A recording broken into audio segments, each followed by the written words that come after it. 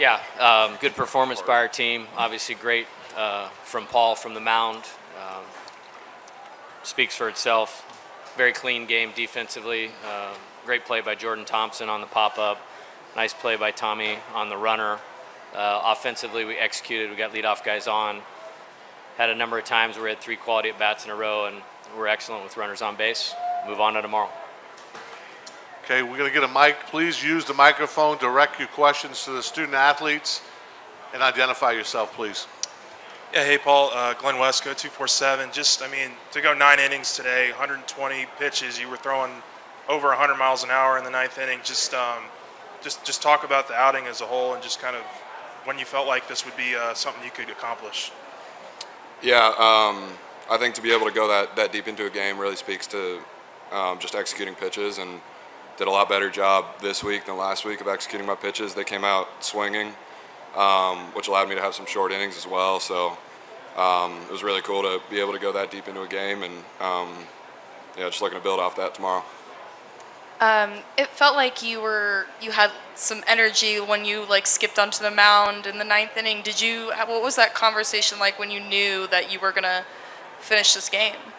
There wasn't a whole lot of haggling back and forth. It was pretty sweet. He asked me if I wanted it. I said yeah, and I had it. Michael Cobble, WBRZ TV here in Baton Rouge. When did you find out you were going to start? What were your thoughts? What were the conversations that went with Coach about you getting the start, and why? Obviously having the ability to start the regional off well, put our pitching staff and our bullpen in a good position to have a lot of rest and go into the second and third days of the regional strong. That was the primary goal of today. Obviously win, but more happy that we're in a good position the next few days to have all our arms. I don't remember, a few days ago.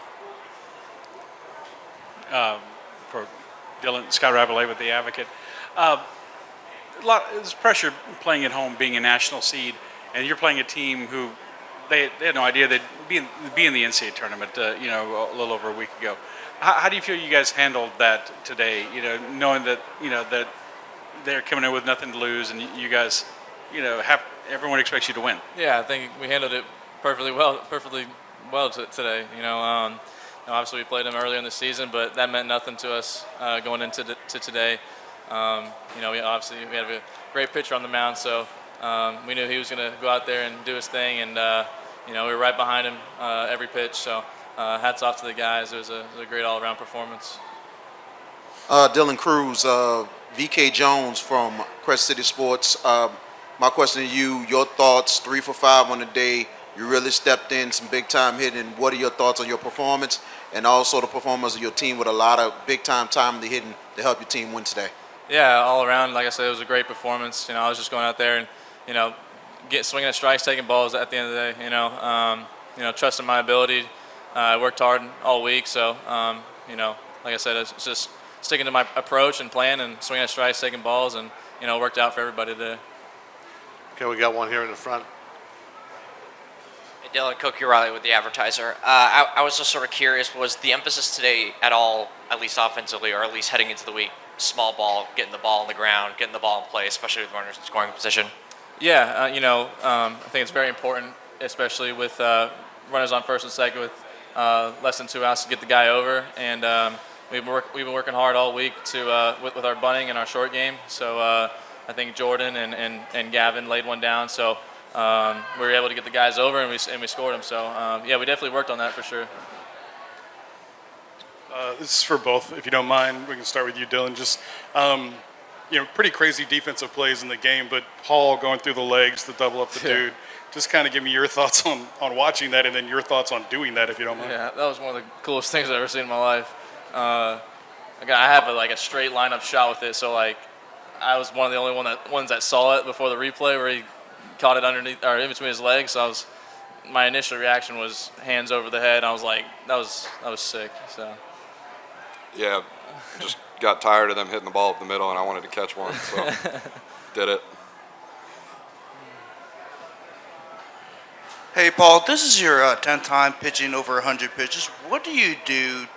Is it like conditioning or is it like eating healthy? What do you do to pitch over 100 pitches? Yeah, it's a combination of all that. I think I've always been, looking back to last year, and even the year before that, I've had a lot of volume on my body in the past, and I've been able to manage it pretty well.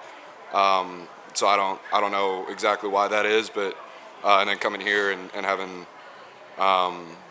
I think gaining more access to knowledge about nutrition and really good strength and conditioning program, and then a lot of really good arm care, and it's everything combines to allow me to do that, I would say.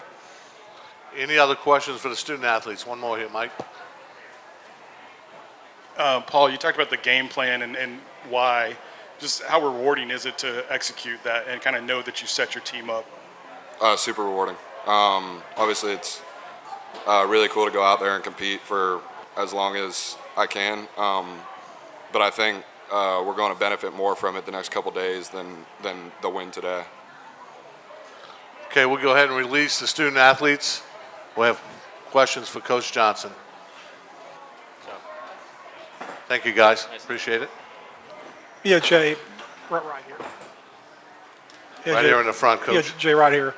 What went into your decision to start Paul? And I guess exactly what you want to get out of it today?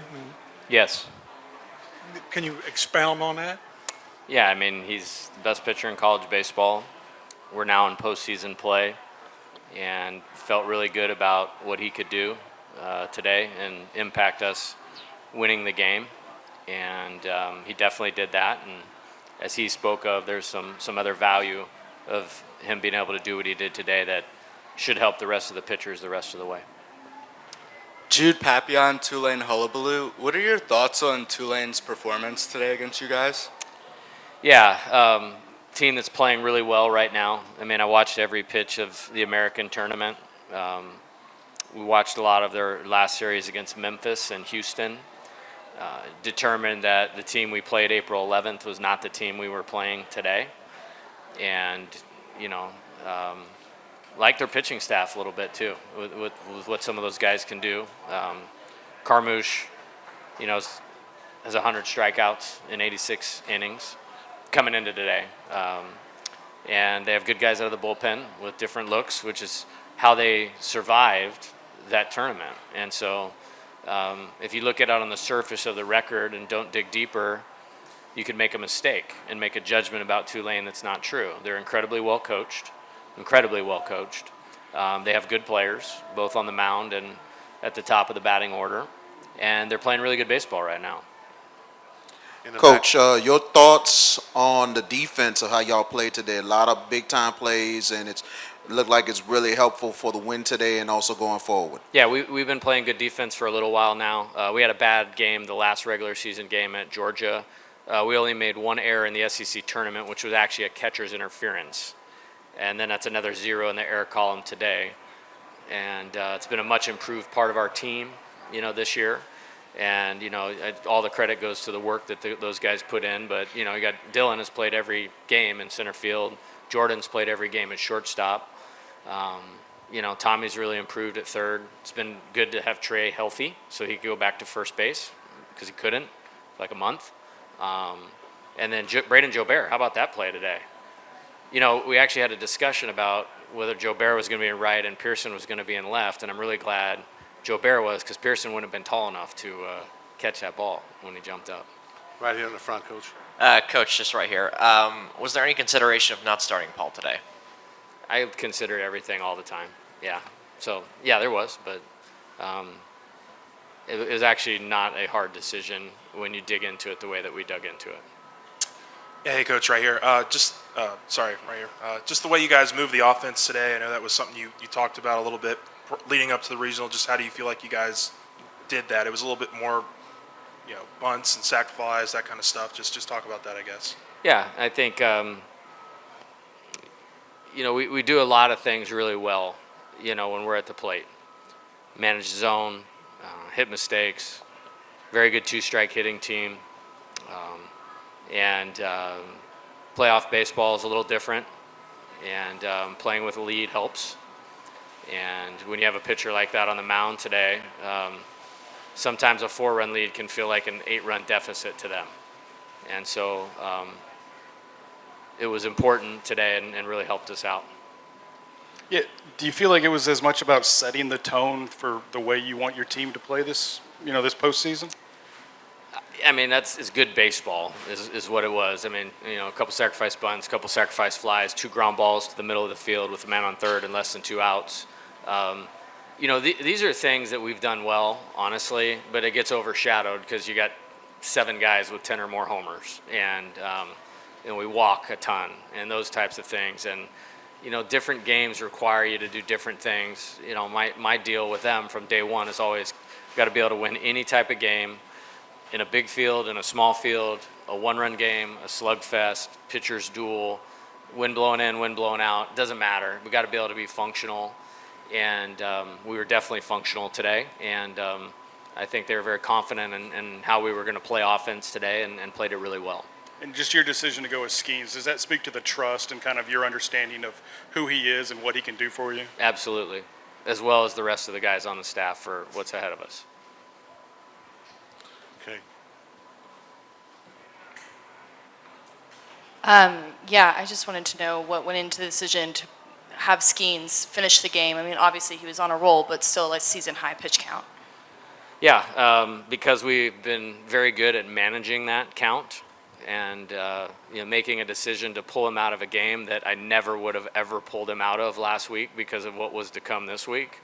It was almost, I wouldn't call it a week off in Hoover, but he had an extra day's rest this week, so it was 8 days rest.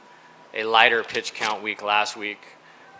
We've been very deliberate about what games, he's gone into that 100 range and what games he came out before that.